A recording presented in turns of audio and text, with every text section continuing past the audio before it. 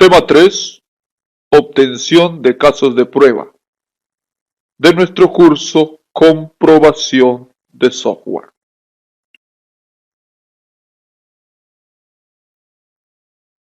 Vamos a ver las condiciones con varios predicados.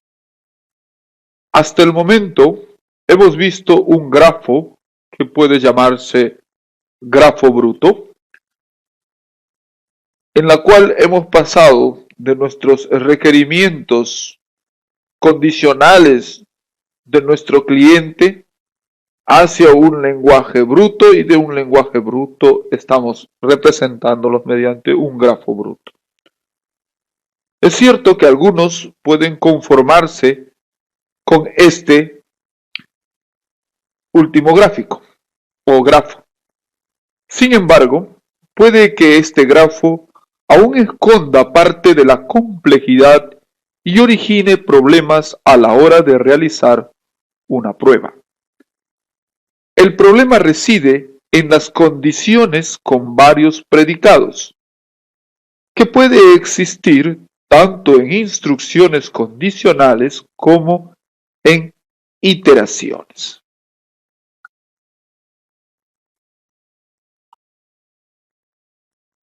Aquí habíamos observado un grafo bruto a partir de este condicional.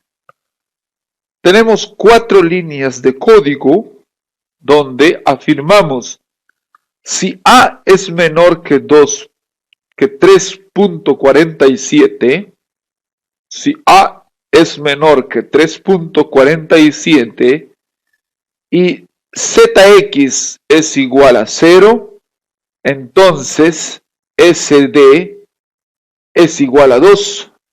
Si no se cumple estas dos condiciones, SD es igual a 1. Cualquiera sea el resultado de SD, imprimir SD. Veamos en un grafo bruto. En 1 estará si A es menor que 3.47 y ZX es igual a 0. Aquí, al ser un condicional, tenemos dos opciones. Si se cumple la condición, SD es igual a 2. Si no, SD es igual a 1. En este caso, hay una salida, cualquiera sean los casos. Esa salida es 4. Cuando no existe una salida directamente en pantalla, sino que es una variable, recuerde que aquí se llena con 0, ¿no? Como un comodín. Entonces, note aquí que tenemos una conjunción en bruto. Sin embargo, aquí tenemos en esta sentencia if, tenemos un predicado más complejo. En todo caso, hay dos condiciones simultáneas que deben cumplirse.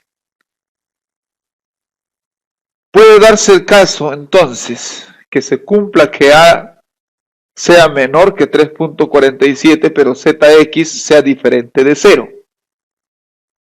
En todo caso, si uno se cumple y el otro no, entonces marcará SD igual a 1. Entonces, basta que puede cumplirse, vamos a suponer que A menor que 3.47 sea una primera condición y ZX es otra condición. Vamos a desdoblar esta condición simultánea que debe cumplirse en 1A, 1B. ¿Está bien? Si se cumple solo 1A, o sea, A menor que 3.47 y no se cumple la otra condición, entonces vamos a 3. Esto se muestra con este enlace. Ahora, puede cumplirse 1A y luego verificar si se cumple que ZX es igual que 0. Si ZX es igual que 0, o sea, está cumpliendo estas dos condiciones, pasa a 2 y SD es igual a 2. Si no, nuevamente a 3. De 3 va a imprimir el resultado y de 2 también va a imprimir el resultado. Esta es una conjunción expandida. Entonces, en concreto, para evitar los problemas mencionados, las condiciones deben separarse en un nodo para cada predicado.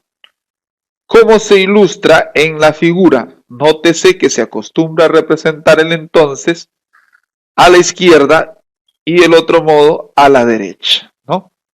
Note eso, pues, si se cumplen ambas condiciones, entonces esto, si no, a la izquierda, ¿no? Entonces, a la izquierda, si se cumple, a la derecha, si no. Es una convención que se utiliza en grafos. Acá tenemos una disyunción, acá es si A es menor que 3.47 o ZX es igual a 0. Note la diferencia, acá no pretendemos que se cumplan ambas condiciones, sino o se cumple una o se cumple la otra. Aquí tenemos la alternación o disyunción en bruto, ¿no? Si se cumple que A es menor 3.47, entonces SD es igual a 2. Si se cumple que ZX es igual a 0, entonces S2. Si no se cumple ninguno de los dos, entonces SD es igual a 1 y la salida.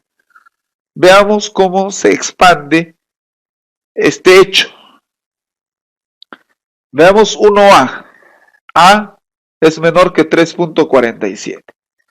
Basta que se cumpla que A es menor 3.47, aunque no se cumpla B, o sea, aunque no se cumpla ZX igual a 0, entonces SD va a ser igual a 2. Por eso está. A es menor que 3.47, acá 1A. Entonces SD es igual a 2. Si no, pasa a probar si ZX es igual que 0. Si ZX es igual a 0, entonces SD es igual a 2. Si no, SD igual a 1. Luego se imprime el resultado de S2, que es la línea 4. Acá tenemos entonces la disyunción o alternativa o alternación expandida. Veamos aquí como ejemplo un código de máximo común divisor. Leamos las líneas de código. Lee X, Y. Se le va a ingresar los valores de X, Y. Va a verificar si X es menor que 0 o Y es menor o igual que 0. Cualquiera de las dos. Entonces, si una de las dos se da, el programa debe arrojar una salida especificando al usuario que no debe ingresar números negativos. Luego regresa a 1, pidiéndole nuevamente que ingrese los valores de X e Y. Si se cumple que X es igual a 1 o Y es igual a 1, entonces regresa nuevamente para pedir valores mayores que 1. Mientras X sea mayor o menor que Y, entonces si X es mayor que Y, debe cumplirse que X es igual a X menos Y. De otro modo, Y es igual a Y menos X. Con eso vamos a garantizar ver cuál es mayor, X o Y. Luego regresa X. Vamos a analizar este código de máximo común divisor. Empezamos con 2A. Se cumple 2A, o sea, X es menor o igual que 0. Si se cumple 2A, va a escribir deben ser no negativos, o sea, 3. Luego va a probar si también se cumple 2B, o sea, si Y es menor o igual que 0. Si no se cumple, entonces va a haber aquí una salida y va a continuar, ¿no? En el código continúa, no hay un resultado, simplemente está verificando si esto se da. Entonces ponemos un 0, que es una especie de comodín. Si no se cumple, va a ir a 3 y debe escribir, deben ser no negativos. Esta es una expansión de una condición con dos predicados simples. En el código del ejemplo mostrado en la línea 2 dice x menor o igual que 2 o y menor o igual que 0, ¿no? X menor o igual que 0 o y menor o igual que 0. En esta línea existe una condición con dos predicados simples, conectados por una disyunción. La primera es x menor o igual que 0 y la segunda y menor o igual que 0. De acuerdo a lo anterior, le corresponde una expansión de la forma que se mostró en la figura anterior. Todo aquel que ha programado sabe que el software puede ser más o menos complejo, dependiendo de la naturaleza del problema y de la implementación particular. También se da cuenta de que el software más complejo origina más problemas, falla con mayor frecuencia, es más lento de desarrollar, contiene más defectos. Si, además de desarrollarlo, ha realizado pruebas, sabe que el software más complejo resulta más difícil de probar. Ahora bien, la complejidad debida al problema que el software pretende resolver no se podrá reducir, por lo cual no se tratará aquí.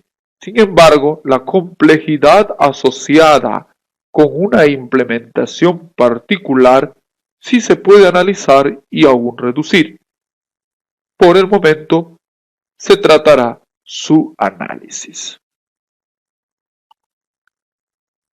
Una manera de medir la complejidad del software es el uso de una métrica, conocida como la complejidad ciclomática, que lo propone McCabe y desarrolla a lo largo de varios años. Una buena descripción y discusión lo pueden encontrar ustedes en Watson y McCabe del año 1996. La complejidad ciclomática se calcula a partir del grafo de control del software bajo análisis y mide a grandes rasgos el número de caminos independientes que pueden ocurrir en la ejecución entre el inicio y el fin del software. En las secciones siguientes vamos a ver cómo se detalla este cálculo. Veamos entonces cómo desarrollar el cálculo de la complejidad ciclomática. A partir del grafo de control GNB, donde N es un conjunto de nodos y B un conjunto de arcos entre los nodos, se calcula la complejidad ciclomática de varias maneras que resultan equivalentes. Una es más cómoda para el trabajo manual y las otras para el proceso automático. A continuación se definen las tres formas. Sea A el número de arcos y N el número de nodos. Entonces la complejidad ciclomática o número ciclomático se define como la diferencia del número de arcos menos el número de nodos más 2. Esta es la forma clásica de calcular la complejidad ciclomática, adecuada en programas que lo hacen en forma automática. Una definición 2 es sea NPS el número de nodos con predicado simple, es decir, nodos de los que parten dos caminos. Entonces la complejidad ciclomática o número ciclomático se define como 1 más el número de predicados simple. Esta forma es muy útil ya que permite omitir la construcción del grafo, concentrándose únicamente en los predicados simples del programa. Note que se dice en predicado simple, es decir, supone que ya se expandieron los predicados múltiples. Una definición 3 es sea RR el número de regiones rodeadas completamente por arcos de grafo. Entonces la complejidad ciclomática o número ciclomático se define como el número de regiones rodeadas más 1. Esta definición es de utilidad cuando se calcula manualmente la complejidad ciclomática, ya que se identifican las áreas cerradas en forma visual. El cálculo automatizado no es muy conveniente en este caso, obviamente porque no va directo al código, sino hay que hacer un grafo. Existe una manera más formal de definir la complejidad ciclomática, como la cardinalidad de la base de conjuntos de caminos posibles en el grafo, pero este concepto se usa más bien como dato para saber cuántos son los caminos básicos. Veamos un ejemplo. Para el código que se muestra aquí en la figura, cuyo grafo ya se ha desarrollado aquí, vamos a aplicar las definiciones anteriores. Para el primer caso, para la primera definición, para el cálculo de la complejidad ciclomática, tendríamos que tener el número de arcos y el número de nodos. Contemos los arcos. 1, 2, los grandes, 3, 4, 5, 6, 7, 8, 9. 9 arcos. Contemos el número de nodos. 1 dado por los círculos, 2, 3, 4, 5, 6, 7. Entonces la complejidad ciclomática será el número de arcos menos el número de nodos más 2. 9 menos 7 más 2, 4. La complejidad ciclomática en este caso es 4. Veamos con la definición 2, donde tenemos que contar el número de predicados simples. ¿Cuántos predicados simples hay? Aquí tenemos en la lista 7, una línea 7, si la lista IX es equivalente a llave. Este es un predicado simple. Acá hay otro. Si la lista, ¿sabe?, es otro predicado simple. Acá hay otra condición. Mientras esto es válido, tenemos 3 predicados simples. Por lo tanto, la complejidad ciclomática sería 1 más el número de predicados simple, que es 3, y esto da 4. Con la definición 3, tenemos que ver las regiones cerradas o rodeadas. ¿Cuántas regiones rodeadas tenemos en este caso? Acá tenemos una región rodeada, fíjense ustedes. 5, 7, 10 y vuelve a 5, una región rodeada. Repito, 5, 7, 10 y vuelve a 5, es una región rodeada. Acá hay otra, 5, 7, 11, 12 y vuelve a 5. Repito, 5, 7, 11, 12 y vuelve a 5. Segunda región rodeada. Tenemos otra. 5, 7, 11, 13, vuelve a 5. 5, 7, 11, 13, vuelve a 5. Tenemos en total 3 regiones cerradas o rodeadas. Entonces, la complejidad ciclomática será 3 más 1 igual a 4. Número de regiones rodeadas más 1. Muy bien, hemos desarrollado un ejemplo donde hemos calculado la complejidad ciclomática. Si acaso le queda la duda de que pueda cambiar la complejidad en caso de usar nodos conectores, puede aplicarse el mismo cálculo usando aquí la figura que se muestra, donde se han colocado nodos conectores, que son los ceros. Note que al incrementar los nodos conectores,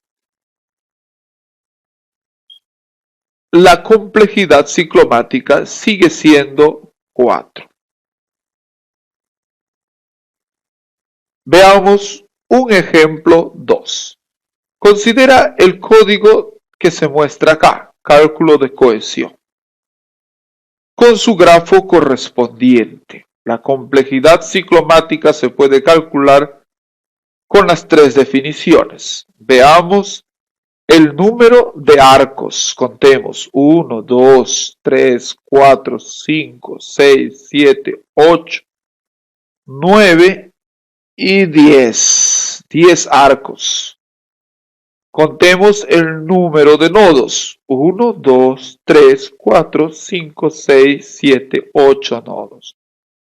La complejidad ciclomática sería 10 menos 8 más 2. Igual a 4. Contemos ahora los predicados simples. Hay 3 predicados simples. Si, acá tenemos uno.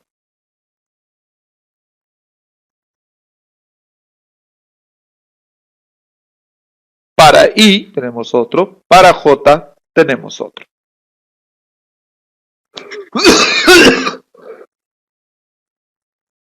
Aplicando las 3 definiciones, logramos el mismo resultado. La complejidad ciclomática es 4. Acá tienen un ejercicio para que ustedes puedan luego verlo con más paciencia. Aquí tenemos ya las condiciones desagregadas como ustedes pueden observar. Aplicando también la definición 1, 2 y 3, la complejidad ciclomática resulta 7. Selección de caminos con la prueba estructurada. Empleando el grafo de control, se puede realizar diversas pruebas. Algunas buscan asegurar que se ejecuten todos los nodos, otros se concentran en los nodos de decisión, otro enfoque consiste en verificar caminos. En un grafo de control puede haber un número pequeño de caminos, pero también puede existir un número infinito de ellos. Un grafo que incluya un ciclo puede generar este último caso. Para evitar el problema de un número grande o infinitos de camino, McKay propuso a fines de la década del 70 un método de prueba que consiste en probar un conjunto de caminos que formen una base para todos los posibles caminos en el grafo. A tal método se llamó prueba estructurada.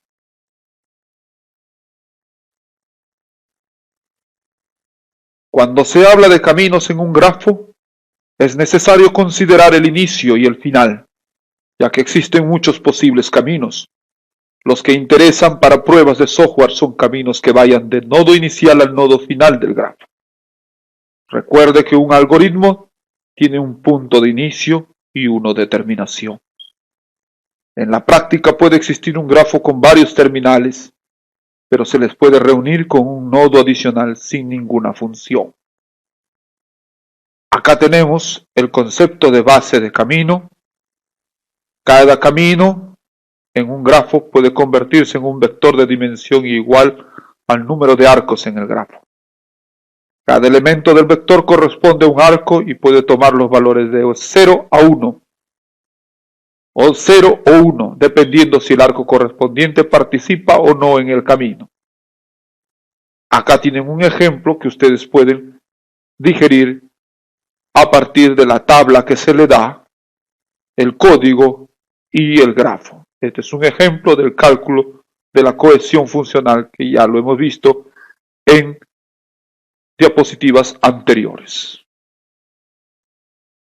Acá tenemos cómo se reúnen todos los caminos de un grafo en su forma matricial.